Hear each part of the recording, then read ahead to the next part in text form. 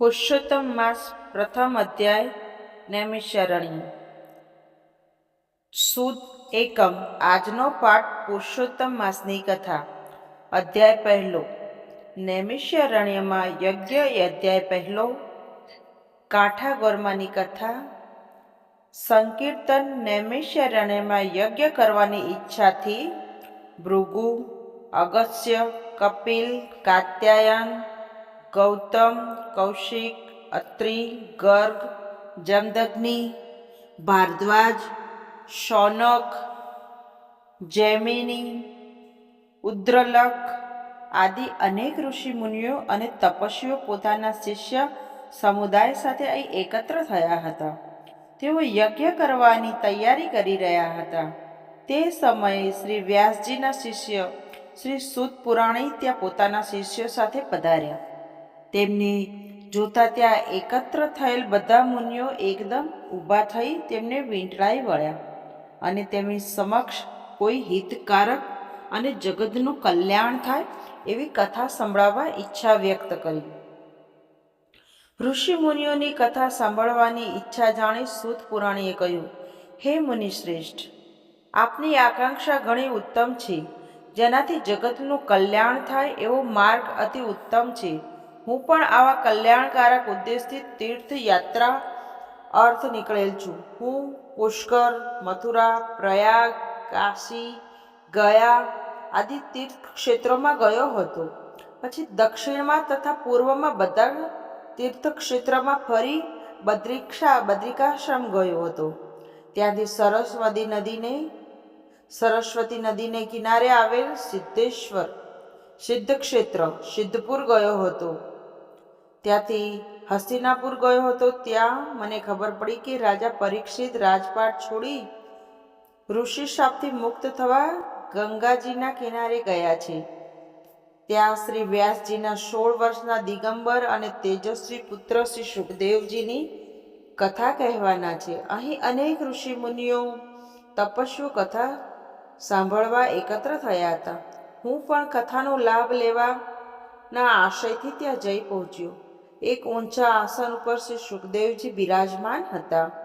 આસપાસના અનેક ઋષિ મુનિઓ અને તપસ્વીઓ સાથે રાજા પરીક્ષિત પણ બેઠા હતા. રાજા પરીક્ષિતે તે સુખદેવજીને સમક્ષ જીવન મુક્તિ થાય તેવી કથા સંભળાવવા વિનંતી કરી. આ વિનંતીને માન આપી શ્રી સુખદેવજીએ શ્રીમદ ભગવત કથાનો આરંભ કર્યો. આ શ્રીમદ ભગવત કથા 7 દિવસ ચાલેલ. 7મે દિવસે પરીક્ષિત રાજાની જીવન મુક્તિ થઈ અને તે મેં પ્રત્યક્ષ જોયું હતું. ત્યાં મારા સાંભળવામાં આવ્યું કે નૈમિષારણ્યમાં કલ્યાણ અર્થે યજ્ઞ થઈ રહ્યો છે અને તેમાં અનેક ઋષિ મુનિઓ એકઠા થનાર છે. આપ બધાના દર્શનના હેતુથી હું અહીં આવ્યો છું. હું આપના દર્શન કરીને કૃતકૃત્ય થયો છું. શ્રી બૃહસ્પતિ પુરાણના પુરુષોત્તમ મહાત્મ્યનો નૈમિષારણ્યમાં યજ્ઞ નામનો પહેલો અધ્યાય સંપૂર્ણ.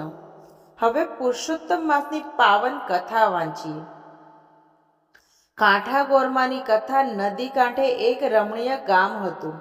તેમાં એક ડોશી તેના 2 દીકરા અને વહુઓ સાથે રહેતી હતી. ઘરમાં કલેશ થતાં 2 દીકરાઓ અલગ થઈ ગયા. તેઓમાંથી કોઈ માને રાખવા તૈયાર નહોતા. તેથી ડોશી પણ અલગ રહી પોતાનું ગુજરાન ચલાવતી. આમ 3 જણા જુદા જુદા ઘરમાં રહેતા હતા, પણ વાર તહેવારે ભેગા મળી આનંદ માણતા. ડોશી ધાર્મિક વૃત્તિના હતા. તે રોજ સવારે ઉઠી પુરુષોત્તમ ભગવાનનું નામ લેતા લેતા નદીએ નાહવા જતા. તેમના નાના દીકરાની વહુ પણ રોજ નદીએ સ્નાન કરવા જતી. તેઓ કાંઠા ગોરમાનું પૂજન કરી ઘેર આવી કામકાજમાં લાગતા. જ્યારે મોટા દીકરાની વહુ ઉઠતા જ ઘરની ઝંઝટમાં લાગી જતી. દીકરા દીકરી અને પતિ આકરો તે કરો તેમ કરે હુકમો છોડ્યા કરતી. તે 2 પૈસે સુખી હતી. તેથી તેને પૈસાનું અભિમાન આવી ગયું હતું. સાથે કંઈક હતું એથી તો તેના અભિમાનનો પારો ઓર ચડ્યો હતો. તે સમજતી કે ગામમાં મારા જેવું કોઈ નથી. ઉપરાંત બોલવામાં પણ તે તોછડી હતી. દેરાણી ભોળી હતી. એક દિવસ નદીએ જતા તેણે જેઠાણીને ઘેર જઈ કહ્યું, જેઠાણી, આજે તો મારી સાથે નદીએ નહાવા ચાલો. ત્યાં જઈને કાંઠા ગોરમાનું પૂજન કરીશું, પુરુષોત્તમ માસની કથા સાંભળીશું અને પછી ભગવાન સ્મરણ કરતાં કરતાં ઘરે આવી જઈશું. જેઠાણી કહેવા લાગી, આ તો નવરાના કામ છે. નાહવાનું તો ફક્ત બહાનું છે. પણ ત્યાં બધા ભેગા મળી ગામની નિંદા કરતા હોય છે. આમાં આપણું કામ નહીં. મારે તો મારું ઘર પહેલું સંભાળવાનું. મારે ઘેર આવનારા ઘણા મારા પતિ દુકાનેથી આવે, છોકરાઓ નિશાળથી આવે, પિયર ગયેલી વહુ આવે, સાસરે ગયેલી દીકરી આવે, સગા સંબંધીઓ આવે, સીમમાં ગયેલ ઢોર પણ આવે. આમાંથી હું આખો દિવસ નવરી પડું તો તમારી સાથે નાહવા આવું છે? તમારે વ્રત કરો અને મને ધર્મ કર્મ કરવાનો બેથ જ નથી. જેઠાણીની લાંબી ચોડી વાત સાંભળી દેરાણીને દુઃખ થયું. છતાં તે કંઈ બોલી નહીં. તે સાસુ પાસે ગઈ અને બધી વાત કરી. સાસુએ કહ્યું, જે કરે તે ભરે.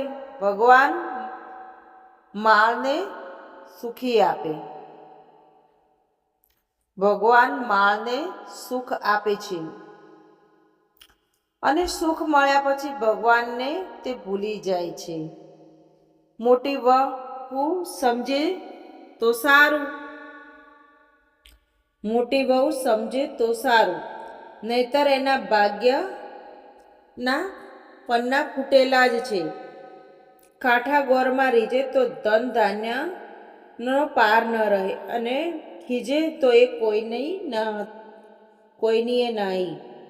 આમ દિવસો વીતી રહ્યા હતા. દેરાણીના દિવસો પુરુષોત્તમ ભગવાનના ધર્મ ધ્યાનમાં જતા હતા, જ્યારે જેઠાણીના દિવસો સંસારિક કામકાજમાં અને ઝંઝટમાં વીતતા. તેની પાસે ધર્મ કરવાનો વખત જ નથી. તેનો સગા વહાલાને રીઝવવામાં પડી હતી.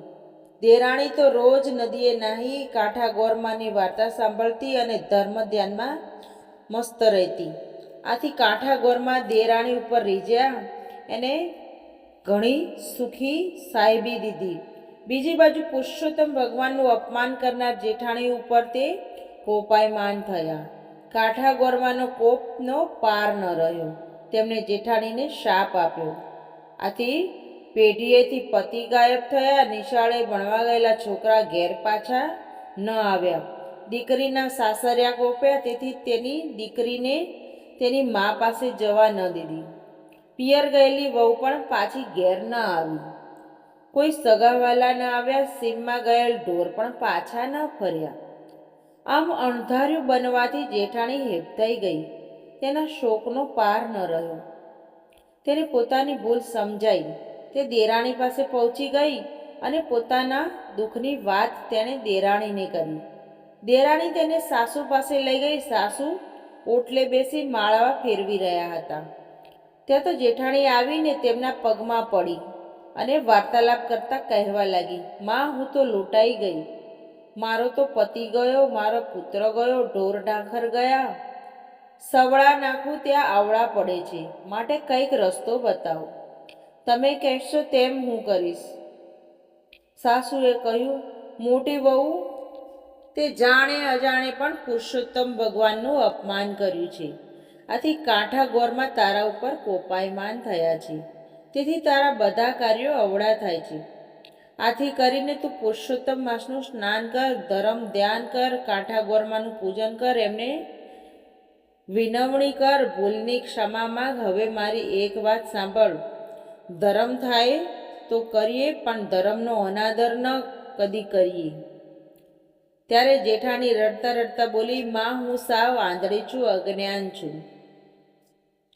ધર્મની વાત જાણતી નથી. અજાણતા અનાદર થયો છે. હું કોઈ દિવસ નદીએ કાંઠા ગોરમાને પૂજવા ગઈ નથી. મારે ત્યાં જઈને શું કરવાનું?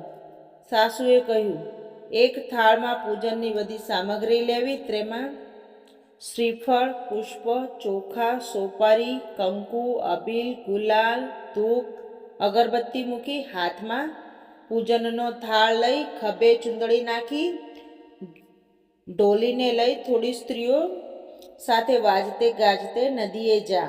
ત્યાં જઈ પુરુષોત્તમ ભગવાનનું નામ લઈ સ્નાન કર. કપડાં બદલીને પુરુષોત્તમ ભગવાનની પ્રાર્થના કરજે. પછી કાંઠા ગોરમાનું પૂજન કરી કાલાવાલા કરજે. હે ગૌરી માં, હું અજ્ઞાનતાને લીધે તમારો મહિમા સમજી શકી નહીં. આથી મેં તમારા વ્રતનો અનાદર કર્યો. હવે મને મારી ભૂલ સમજાઈ છે. તમે મોટા મનવાળા છો માં, મારા ઉપર પ્રસન્ન થાવ. મને સુખ શાંતિ આપો. મારા ઉપર આવેલ આપત્તિ દૂર કરો. જેઠાણીએ સાસુની શિખામણ માથે ચડાવી તે સાસુને પગે લાગી અને કાંઠા ગોરમાને પૂજવા જવાની તૈયારી કરવા લાગી. દેરાણી જેઠાણી અને સાસુએ આડોશ પડોશમાંથી ભાવિક સ્ત્રીઓને ભેગી કરી. બધાને સાથે લઈને તે વાજતે ગાજતે નદીએ પહોંચી. ત્યાં સ્નાન કરી કાંઠા ગોરમાનું પૂજન કર્યું. કથા વાર્તા સાંભળી ક્ષમા માગી કાંઠા ગોરમાનું પૂજન કરીને જેઠાણી જ્યારે ઘરે પાછી ફરી ત્યારે તેના હરખ માતો નહોતો, કેમ કે પતિ પેઢીએથી ઘેર આવી ગયો હતો. દીકરો નિશાળેથી આવતા દેખાયો. થોડી વાર પહેલાં જ પિયર ગયેલી વહુ આવીને ઓસરીમાં ઊભી હતી. સાસરેથી દીકરી પણ આવી પહોંચી હતી. સીમમાં ગયેલા ઢોર આવવા લાગ્યા. સગાવાલા પણ આવી પહોંચ્યા. આમ ચમત્કારિક રીતે આ બધું બનવાથી જેઠાણીએ કહ્યું, હે ગૌરીમાં, તમારી કૃપાથી ગુમાવેલું મને પાછું મળ્યું છે. હવે હું પુરુષોત્તમમાં જ પૂર્ણ શ્રદ્ધા સાથે વ્રત કરીશ. દરરોજ સ્નાન કરવા જઈશ. કાંઠા ગોરમાને પૂજીશ. વ્રતની પૂર્ણાહુતિ સમયે બ્રહ્મ ભોજન કરાવીશ. અન્નદાન અને વસ્ત્રદાન આપીશ. નિંદા કરીશ નહીં. ખરાબ આચરણ નહીં કરું. મારા હું પદનો ત્યાગ કરીશ. જેઠાણીએ મનમાં જે સંકલ્પ કરેલો તેણે તે દિવસથી અમલ ચાલુ કરી દીધો. તે સવારે વહેલા ઉઠી દેરાણી અને સાસુ સાથે નદીએ સ્નાન કરવા ગઈ. તે કાંઠા ગોરમાનું પૂજન કરતી, કથા વાર્તા સાંભળતી. કાંઠા ગોરમાને ત્રણેયને સિદ્ધિ આપી. દેરાણી જેઠાણી પોતાના પતિ સાથે ડોશીના અસલ ઘરમાં રહેવા આવી ગયા. ડોશીના બંને દીકરાઓને આથી આનંદ થયો. બધાના આવવાથી ડોશીનું જૂનું ઘર પાછું આનંદ કિલ્લોલ કરતું થઈ ગયું. હે પુરુષોત્તમ ભગવાન, હે કાંઠા ગોરમા, તમે જેમ સાસુ જેઠાણી દેરાણીને ફળ્યા તેમ તમારું પૂજન કરનાર, કથા સાંભળનાર, સ્નાન કરનાર દરેક ભાવિકોને ફળજો અને સુખ શાંતિથી